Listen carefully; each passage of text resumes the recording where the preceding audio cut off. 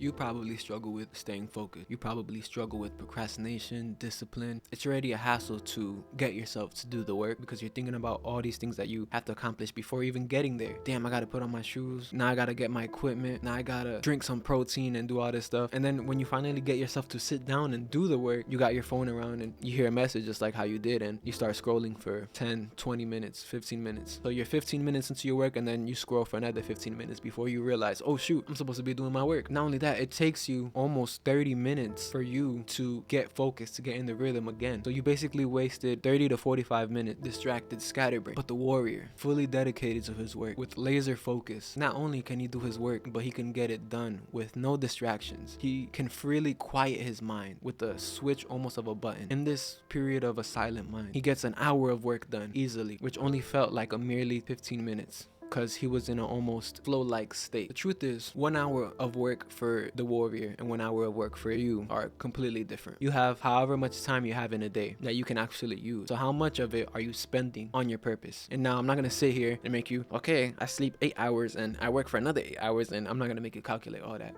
If you want, you could do that on your own, but that's not what this video is about. Number one thing to working and grinding out and really staying disciplined, like how the millionaires do, how successful people do, is focus. And I've heard this a lot, especially because if you got ADHD, you'd know, oh, it's like he's in another world, he's not paying attention, he's in La La Land or in another universe, he's not there, not present. You probably had trouble paying attention, you probably got easily distracted, or even now, right? This isn't your fault entirely. The teacher and the school system probably failed you because for the most part, your lack of focus was a result of the teacher's lack of passion of teaching, which is why it's not that you get distracted easily or easily distracted or that you even lack focus. It's just you didn't have a place to rightly target your focus, to sit down for 1 hour and really lock in, lasered, and complete it. And I often heard this growing up when you have like minority parents, black parents, brown parents, whatever, right? And it's like, okay, well, why can't you not pay attention in school, but when you're playing a video game, you're locked in 100% focused? And that's exactly my point of that. There's some teachers that are very good, right? Don't get me wrong, but for the most part, they fail because their lack of passion shows in their work. They don't really want to teach, they're just there for the paycheck. They don't care about the student, they're just there to get paid and teach whatever is on the agenda. And with that, it makes you not really focused because it made you want to learn too. And so that's why I say the problem is not really that you struggle with focus. The problem is that you struggle with targeting your focus on a specific thing. So now you might ask, okay, so how can I target my focus on something specific? How can I use my focus as a strength instead of getting easily distracted and as a weakness? First thing you must do is learn to be present in the activities that you do. Do not have your phone around you. Like even in the bathroom, like some people, they need their phone to take a shit. They need their phone to be in the restroom or to take a shower, to put on music, whatever. Like stop doing that. Fully be present in the action. How does the area smell? What do you feel? What does it sound like? That's being truly present in the actions that you are committing, whether if it's work, whether if it's in the shower, whether if it's washing your hands. But now that you got being present down, now when it comes to sitting down and actually doing work, you're present. You're present. Maybe you do 30 minutes worth of work, right? You start getting that pushback in your brain of, damn, I don't want to do this work anymore. I want to scroll. It's almost like a little kid in your mind. You got a little lizard brain that tells you, okay, I did all my work, time for dopamine.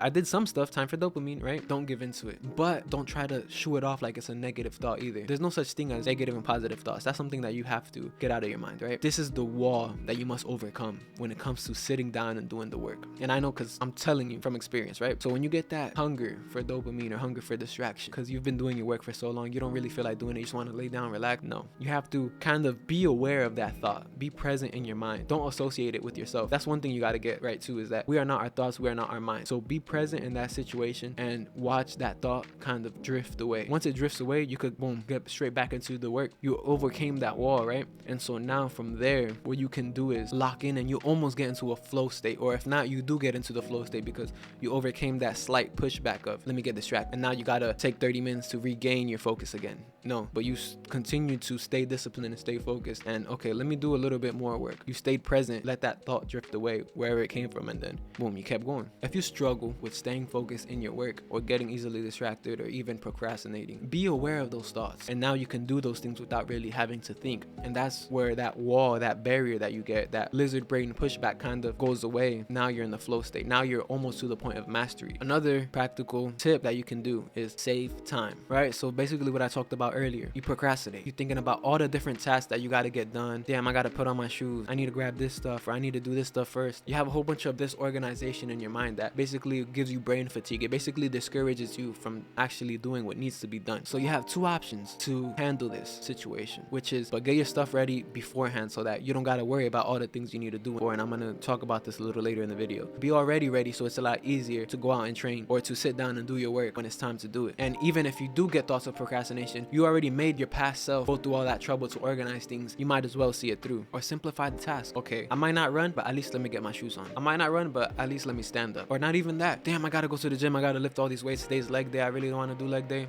Simplify it. Just go out for a run.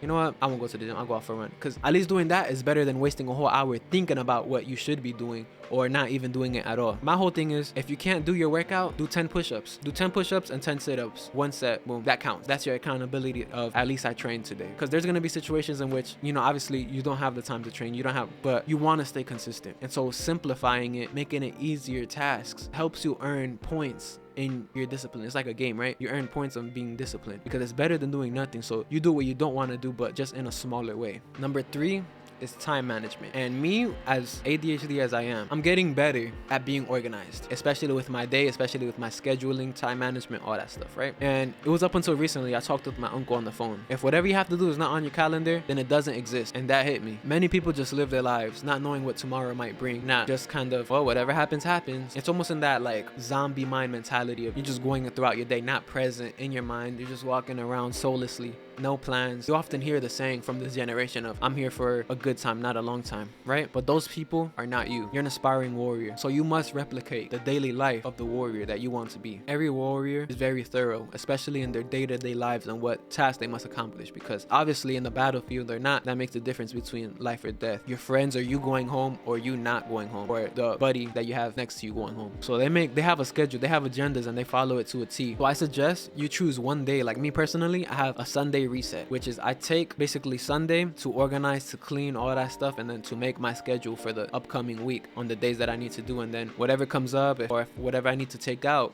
I adjust it accordingly throughout the week. But Sunday is like the bulk of that work. And I'm not saying you must follow it to a T, because I just want to give you guys a thought. We're not looking for perfection. We're looking for 1% better every day. So what you're gonna do is you're gonna write your ideal schedule, the schedule that your warrior self, your best self must follow. And every day, yeah, I even wrote my own schedule, and I'm not following it to a T. Well, I should be, right? I should be, but I'm gonna be honest, like there's a lot of things that I'm missing to do on my schedule, like sleeping, waking up early, training, and all that stuff like that. Like I do it, but it's just not when I want to, when I should be. And so that's something I'm improving on, and that's what I'm telling you. It's not about perfection. It's about in the aspect of, let's say today's Monday, right? Let's say you probably have 5 things to do on your schedule, but you only did 3. So then at the end of Monday, you start preparing for Tuesday that night, and you're like, okay, what did I do wrong here? Why did I struggle to do this? What can I do better? And then so Tuesday, you're 1% better. I just don't want you to be discouraged. If you accomplish 80% of the things you had on that day, you won that day. But make sure that the next day you're doing 81, right? And then there's another point that I just talked about before that I want to tell you, is that your day starts the night before. So you should be preparing the night before for the next day, regardless, to make that day tasks easier.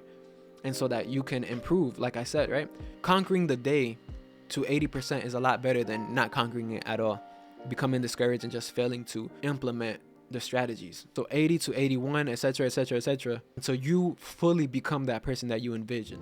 And so you fully become that successful man that you see in your mind, that warrior. And that's how everybody does it. You see these disciplined people and you think that's how they always been. No, it's been over time. They improving, because the reality of it is you want the trophy. You want to see how great they were, but you didn't see the times where they were struggling with this. They were struggling with no fap. They were struggling with eating healthy. They were struggling to go to the gym. But little by little, they got 1% better. They got 1% better until it was payday. When it's payday, they got all their stuff together, and then boom, it just clicks. But it doesn't happen overnight. You're not just gonna snap your fingers and tomorrow you're gonna be this warrior discipline. And I've talked about this many of times before, but it's not about perfection, so do not be discouraged.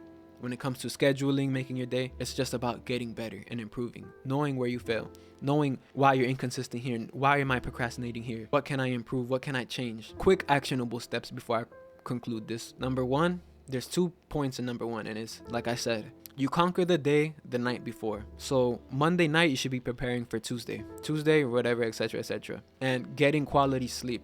The times, I can't tell you, the times that I've slept well were the times that I've been able to stay disciplined, I felt good and all that stuff like that. But once I started to think that I'm a tank and that I can survive off of 4 to 5 hours of sleep and all this stuff like that, that's where I struggle to stay disciplined. Sure, there's times where you're gonna have to sacrifice sleep, and it's like the hustle grind of like, nah, I don't sleep. You gotta grind all night. But those successful people, they get rest. It just, there's times where you're gonna have to decide, is my sleep worth the success or not?